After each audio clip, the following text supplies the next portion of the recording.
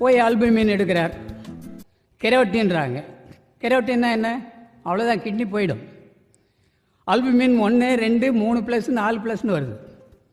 இவ்வளோதான், இன்னும் ஒரு வாரம் ஆச்சுன்னா உங்களுக்கு பட்டன் போட்டுருவேன்றார். டயாலிசிஸ் பண்ணணுன்றார். மருத்துவமனையில் இருந்துட்டு எனக்கு தொலைபேசியில் கேட்குறாரு, என்ன பண்ணுறதுன்னு. ஒன்றும் வேணாம் ஐயா, நீ உணவு ஒரு 5 நாளைக்கு காலையிலேயே மத்தியானமோ இல்லை இரவோ 3 வேளையோ 2 வேளையோ சுரைக்காயை கொடு, சுரைக்காயை கூட்டு வச்சு கொடு.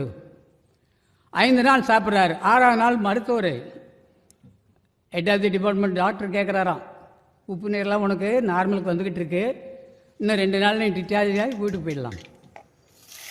அவர் கொடுத்த மருந்தில் உப்பு நீர் போயிருக்குன்னு நினைக்கிறார். இல்லை, நீங்கள் யாருமே உப்பு இருக்கிறவங்க சாப்பிட்டு பாருங்கள்.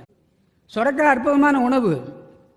கர்ப்பிணி ஸ்திரீகள் என்கிட்ட சொல்லுவாங்க, கால் வீங்கி போச்சு ஐயா, முகம் வீங்குது ஐயா, சுரக்காய் இலையை கூட்டு பண்ணி சாப்பிட்டு சுரக்காய் காயை சாப்பிட்டு சரியாச்சே.